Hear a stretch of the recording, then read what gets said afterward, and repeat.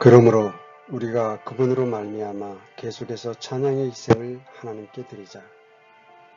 그것은 곧 그분의 이름에 감사를 드리는 우리의 입술의 열매니라. 히브리서 13장 15절의 말씀입니다. 히브리서 13장은 아름다운 열매들로 가득한 바구니입니다. 이 열매들은 믿는 자들의 삶에서 나타나기를 주님께서 기대하고 있는 열매들입니다. 또한 이 열매들은 성도가 은혜 가운데 영적으로 성장해 나가면서 나타나는 결과입니다. 우리가 장성한 분량에 이르기까지 은혜 안에서 자라가면 그 결과로 이러한 열매들이 맺힙니다. 나무가 더 성숙하고 더 건강할수록 열매의 양은 더 많아질 것이 분명합니다. 나무는 열매로 알듯이 믿는 자가 은혜 안에서 얼마만큼 성장했는지 알려면 매일 삶에서 드러나는 성령의 열매의 양을 보면 됩니다. 우리는 히브리서 13장의 첫 14구절에서 9가지 열매가 주어진 것을 살펴봤습니다. 이제 10째 열매를 살펴보려 합니다.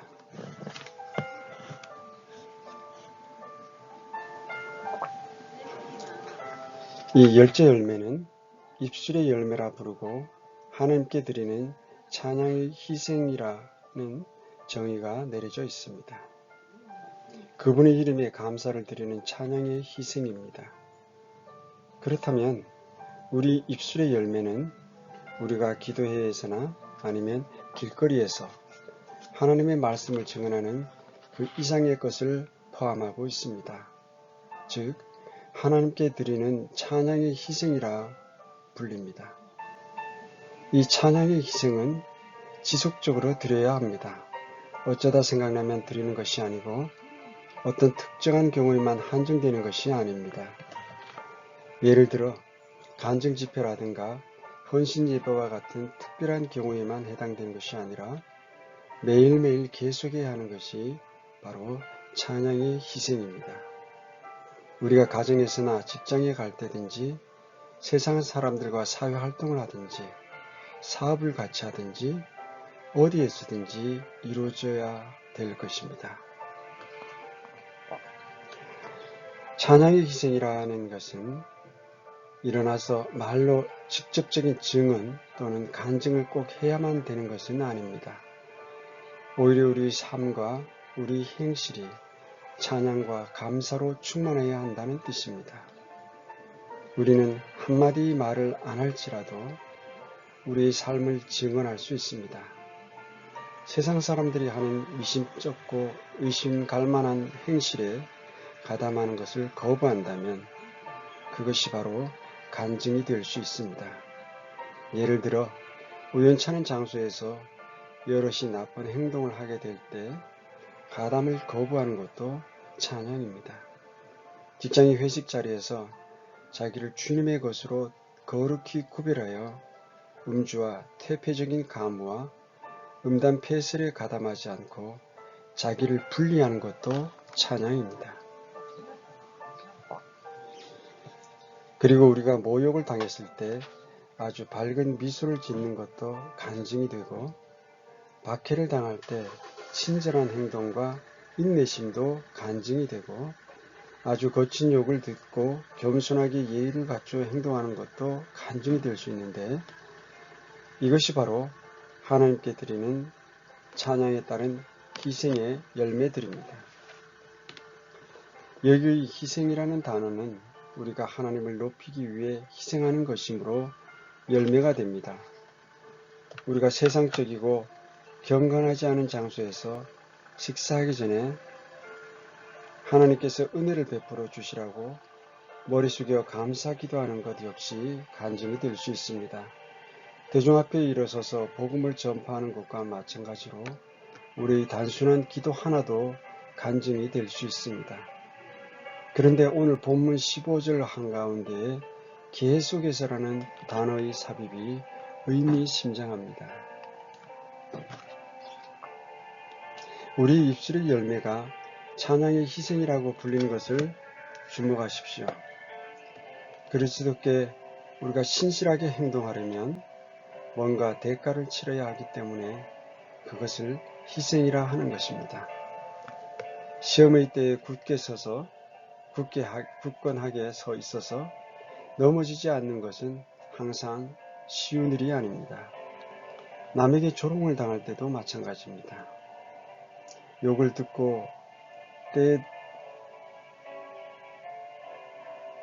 들을 때에도 마찬가지로 이럴 때 굳건하게 굴복하지 않고 서 있는 건 쉬운 일이 아닙니다.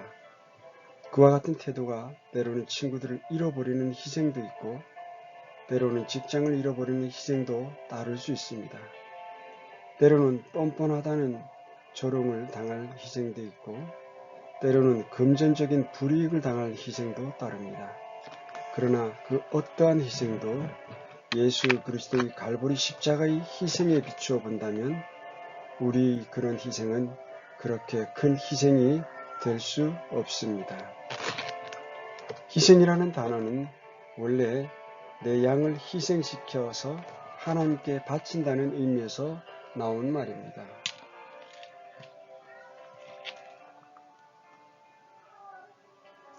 조국을 위해서 희생한다는 말이 희생제물에서 나온 단어입니다. 베드로는 베드로전서 4장 14절에서 이렇게 말씀합니다. 너희가 그리스도의 이름으로 인해 비방을 받으면 행복한 자로다. 영광의 영, 곧 하나님의 영께서 너희 위에 머물러 계시느니라. 그분께서 그들 편에서는 비방을 받으시나 너희 편에서는 영광을 받으시느니라. 그러나 여러분들이 어리석은 짓을 했기 때문에 고난당하는 것은 전혀 의미가 없습니다. 오직 그분의 이름 때문에 고난을 당할 때란 사실을 잊지 말아야 합니다. 비록 우리 간증에 있어서도 우리는 뱀처럼 지혜롭고 비둘기처럼 해가 없어야 합니다. 우리는 그리스도를 증언하기 위한다는 생각으로 일하다가 오히려 우리가 간증을 망쳐버릴 수가 있습니다. 그것은 잘못된 방식으로 주님을 증언할 때, 그리고 잘못된 장소에서 잘못된 시기에 복음을 전하다가 오히려 간증을 잃을 수 있습니다.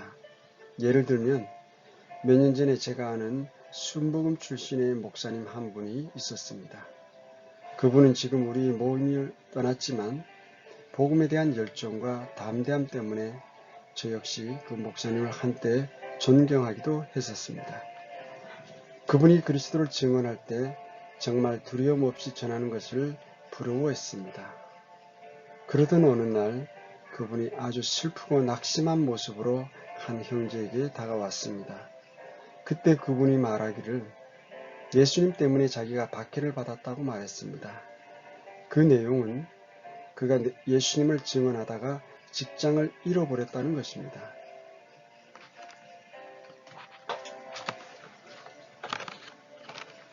그러나 그 이유를 살펴보니까 실제로는 자신의 형편없는 판단력 때문에 해고당한 것입니다.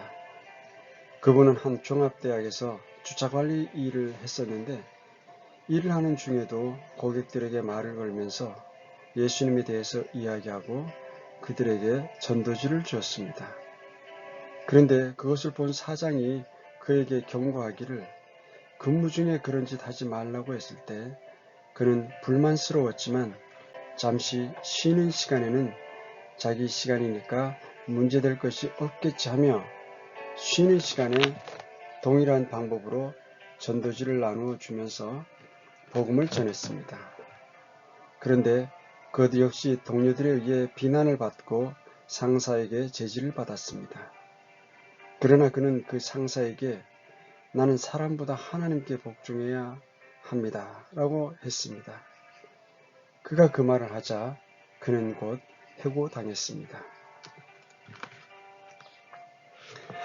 그가 직장을 잃고 자기를 위로해 달라고 형제를 찾아왔을 때 그 형제가 그분에게 묻기를 목사님이 근무 시간에 그 일을 했습니까? 하니 그분이 말했습니다. 내가 그 시간을 놓친다면 너무 늦을 것 같아서 그랬습니다. 그 결과 그는 해고당했고 오히려 그들에게 복음을 전할 수 있는 기회는 다 사라져 버렸습니다. 그분이 만약에 점심시간에 사람들에게 복음을 전하고 전도지를 주었더라면 직장을 잃지는 않았을 것입니다. 차라리 기다렸다가 퇴근 후라든가 다른 기회를 택했더라면 직장을 잃거나 복음 전할 대상을 잃지는 않았을 터인데 그의 열정이 이상한 사람이라는 낙인과 함께 직장도 복음 전할 대상도 모두 잃게 만들었습니다. 그가 고용되었을 때 그가 받는 월급에 대해 일주일에 40시간을 일하기로 약속되었습니다. 그가 열정이 너무 지나쳐서 분별력을 잃고 그가 일하는 직장의 시간을 도둑질하게 되었습니다. 그가 좀 더 신중했더라면 훨씬 더 큰 간증을 남길 수 있었을 것입니다.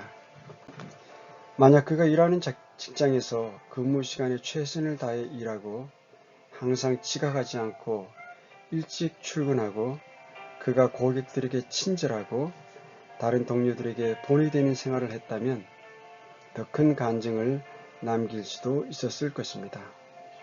사실은 그분이 예수님 때문에 모욕을 당한 것이 아니라 그 자신의 어리석음 때문에 주님의 이름을 욕되게 하고 자신은 직장을 잃는 대가를 치렀을 뿐입니다. 그러므로 여러분들의 입술로 하는 본인 간증은 여러분들이 평상시 흠잡을 데 없는 삶으로 지지를 받기 전에는 별로 효과가 없습니다. 말은 청산 유수인데 동기나 행동이 순수하지 못하면 좋은 간증은 아닙니다. 따라서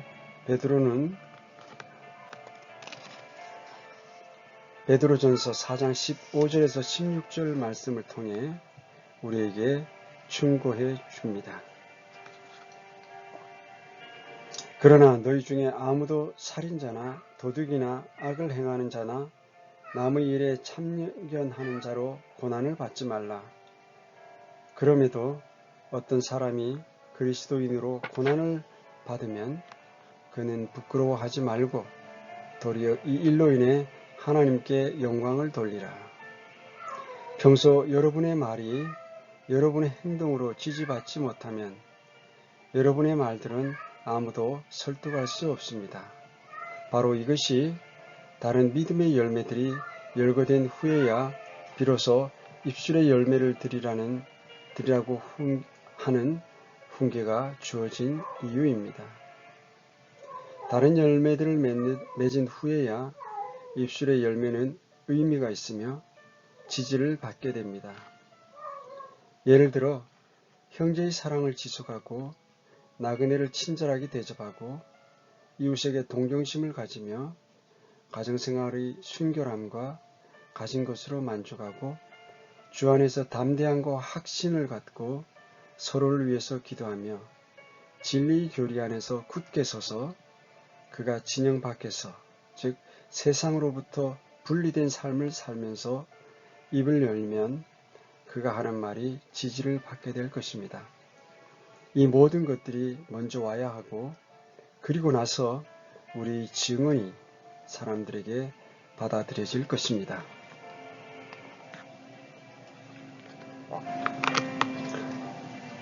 이러한 입술의 열매에 이어 관대함과 사랑의 열매가 나옵니다.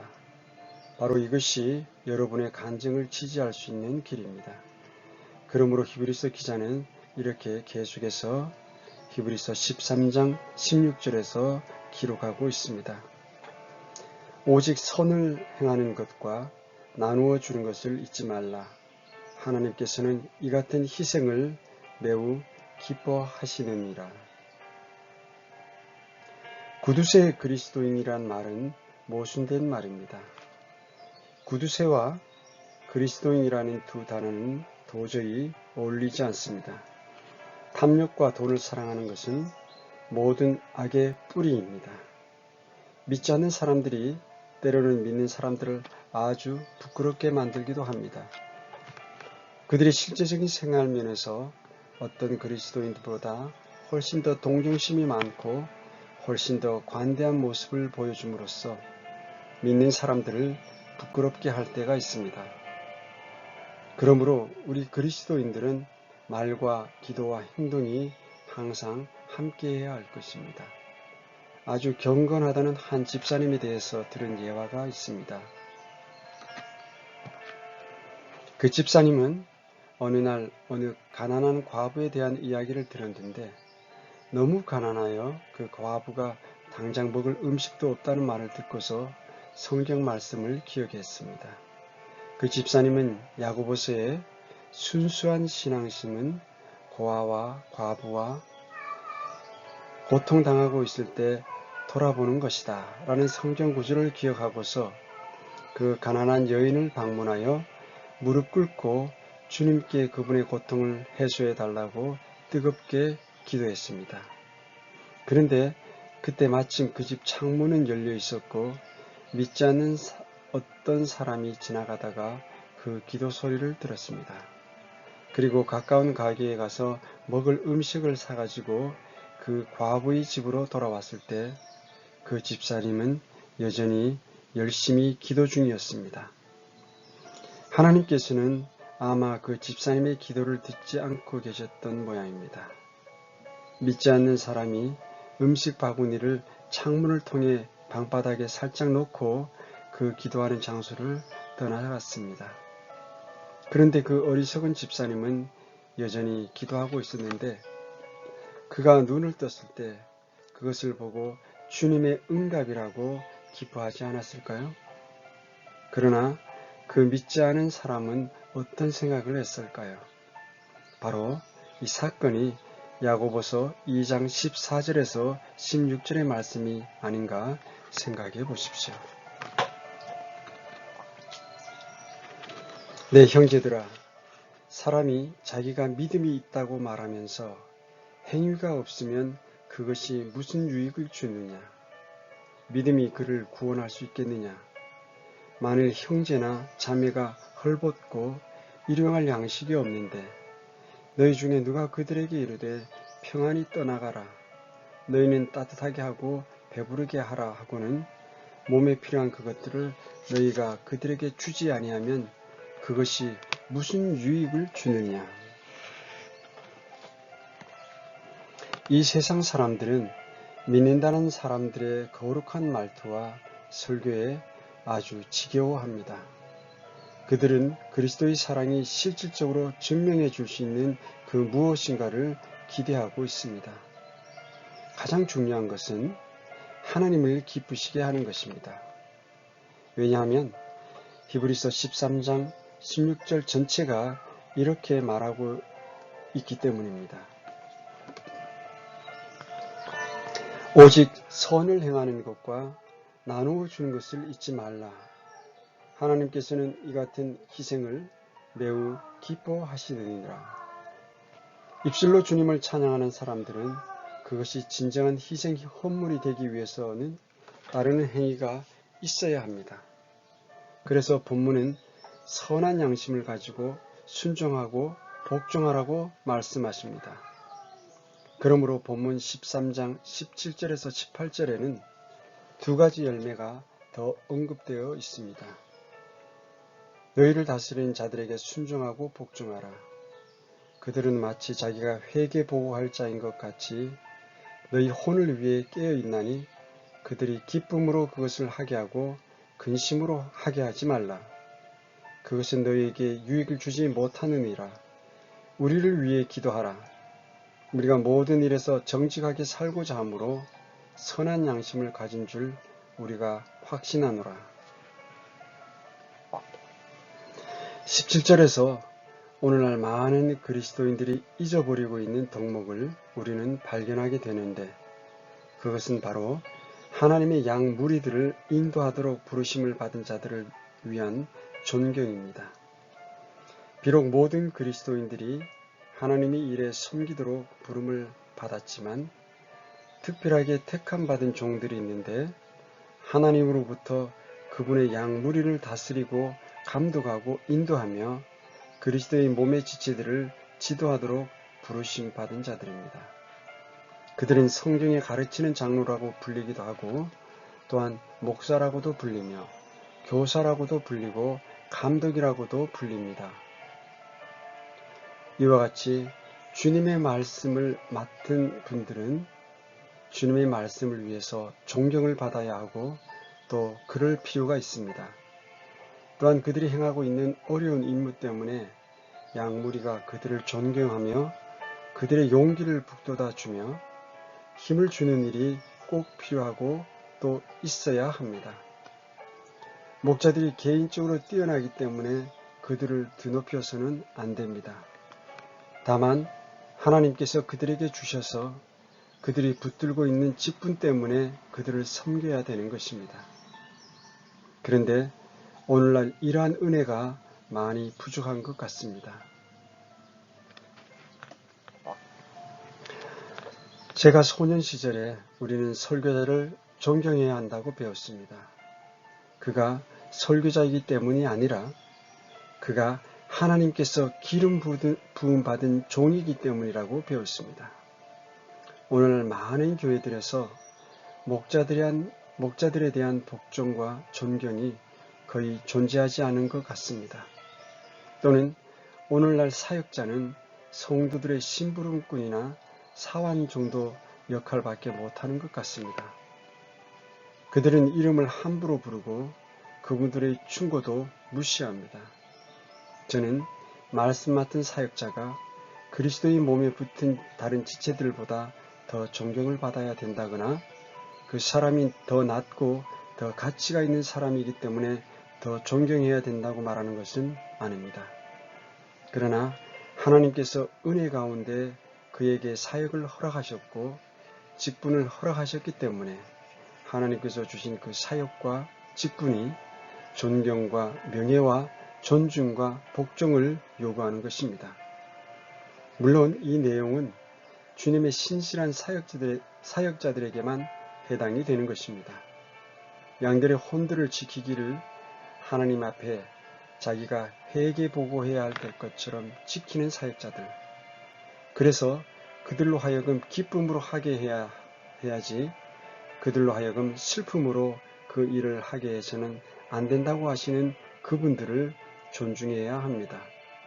왜냐하면 양들에게 유익하지 않기 때문입니다. 여러분의 목사를 비판하거나 약점을 찾기보다는 그를 위해서 기도하면서 인내하고 그가 하는 일을 도와서 그가 하는 여러 많은 일들 중에 몇 가지라도 거들어 그런 일로부터 쉴 수 있도록 도와주어야 합니다. 그리고 그를 통해서 하나님께서 축복을 주시면 복을 받았다고 말하십시오. 그렇게 말하면 그 사람이 우쭐대지 않을까 그런 걱정은 하지 마십시오. 왜냐하면 하나님께는 그 사역자를 겸손하게 하는 방법이 많이 있기 때문입니다. 그리고 물질적으로도 그를 지원하십시오. 적어도 여러분들의 생활 정도의 수준만큼 그도 생활할 수 있도록 해야 합니다. 근근히 연명함으로 늑대가 와서 보니까 그 집에 먹을 것이 없어서 그 문 앞에서 되돌아간다는 이야기처럼 사역자로 하여금 먹고 살 걱정을 하게 하지는 말아야 합니다. 왜냐하면 수고하는 자가 자기의 품삯을 받을 자격이 있다고 성경에 말씀하시지 않았습니까? 그리고 농사꾼은 자기 밭의 열매에 참여하는 자가 되어야 한다고 말씀하셨습니다. 무엇보다도 주께서 하신 말씀을 늘 기억해야 합니다.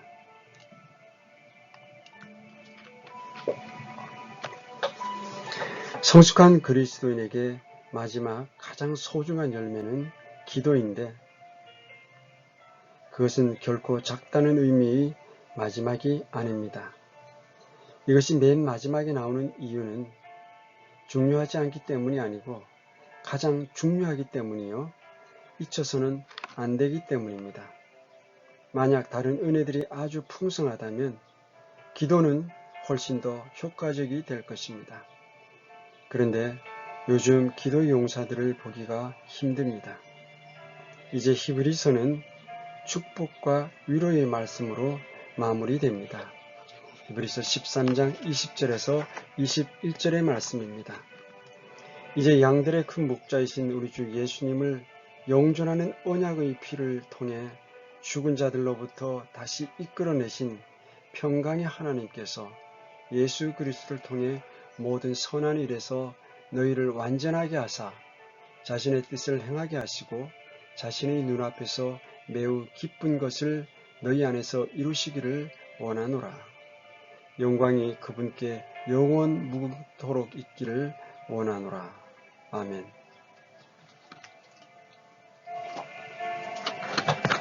그리스도의 삶의 목표는 완전함입니다.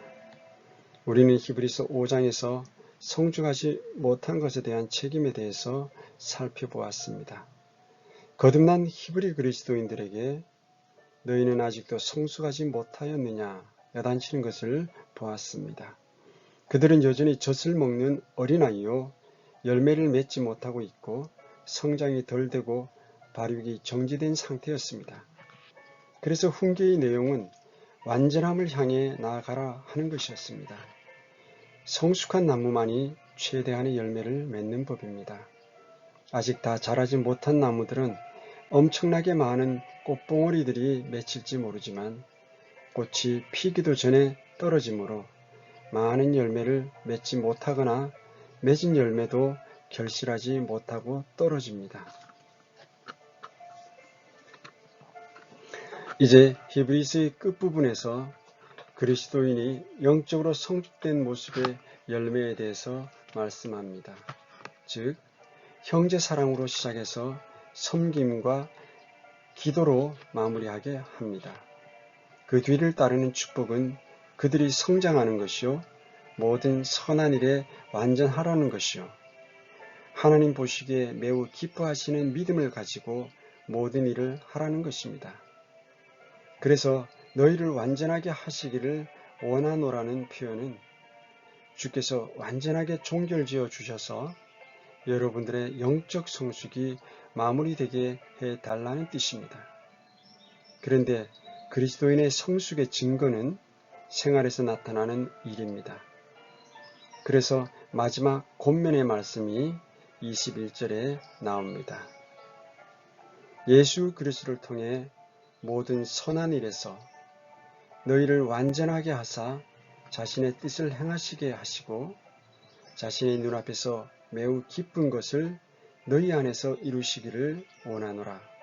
영광이 그분께 영원 무궁토록 있기를 원하노라. 아멘.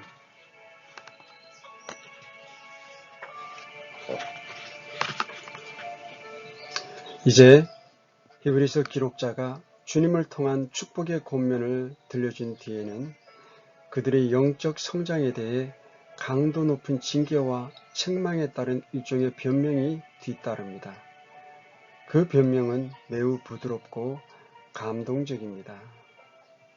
히브리서 13장 22절의 말씀입니다.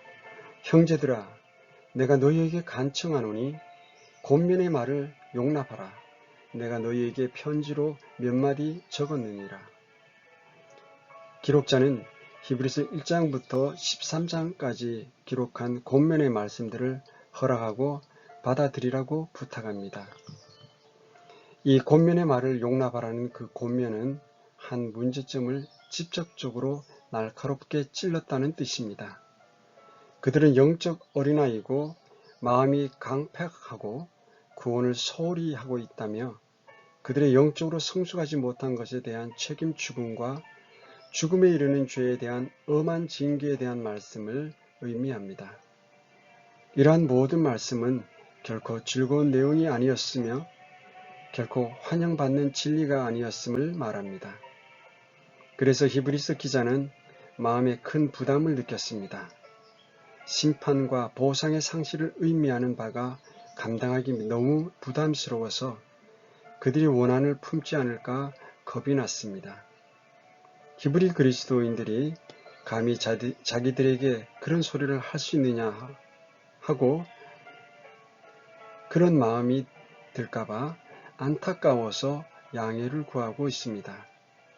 히브리 그리스도인들도 당연히 은혜라든가 영원한 구원의 보상이라든가 그리스도 안에서 그들이 갖게 될 상속이라든가 지위라든가 이런 것들을 더 듣고 싶어 하지 않았을까요?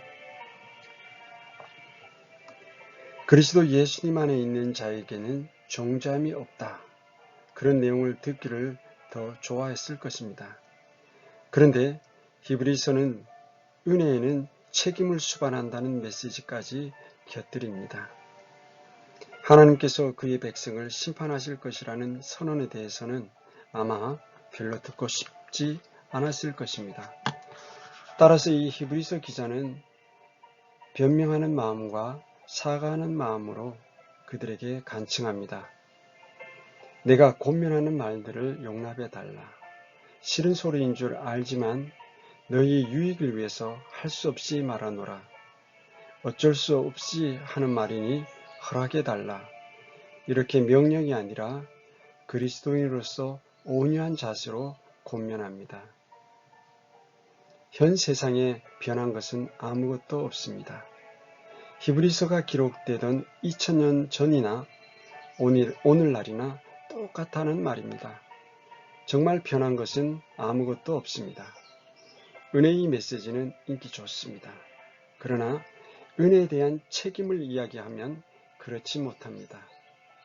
여러분들도 지금까지 히브리서 강의를 들으면서 과연 단단한 음식이라는 것을 깨달았을 것입니다. 결코 쉽지 않은 말씀입니다. 그러나 주님이나 저 역시도 여러분의 영적인 성장을 간절히 바랍니다. 오늘날 그리스도인들은 아마 그리스도의 심판석에 대해서는 거의 들어보지 못할 것입니다. 오늘날 장차 성도들이 받을 보상에 대해서는 설교를 많이 하지만 보상을 잃어버릴 것에 대해서는 별로 설교하지도 않고 혹 한다고 해도 성도들이 귀를 기울이지도 않습니다. 경건치 못한 신앙생활은 보상이 손실을 당할 것이고 불 가운데서 구원받을 것이라는 이야기는 별로 하지 않습니다. 이와 같이 현 세상에서 당장이 이루어질 귀에 달콤한 소리만 듣고 싫은 소리는 듣기를 거부하는 것이야말로 경고의 대상입니다. 그러므로 히브리서에 나와 있는 이 엄숙한 경고들이 우리 그리스도인들에게 무시되고 있으며 서신 내용은 거듭나지 아니한 종교만을 가지고 말로만 구원받았다고 말하는 사람들에게만 해당되지 우리에게는 해당되지 않는다고 하는 이상한 해석이 나오게 되었습니다. 그러므로 그 유대인들 가운데서 입으로만 고백하는 자들은 그리스도 안에 있는 믿음에까지는 미치지 못한 자들이며 구원의 문턱에 겨우 도달했다가 구원받지 못한 자들이라고 말합니다.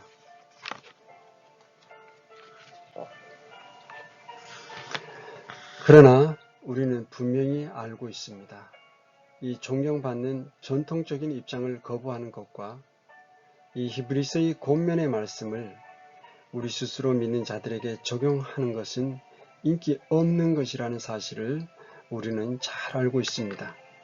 그러나 혹시 구독자님 중에 제 견해에 동의하지 않으실지라도 우리는 서로 사랑해야 할 것입니다. 그래서 저는 이 히브리서의 마지막 부분인 22절의 말씀들을 가지고 이 말씀을 마무리 지으려고 합니다. 형제들이여, 자매님들이여, 제가 간청드립니다. 저의 권면의 말씀을 허락해 주십시오. 하나님의 넘치는 은혜가 우리 구독자님들과 구원받은 형제자님들, 자매님들에게 함께하기를 기도합니다. 함께해 주셔서 감사합니다. 평안하십시오.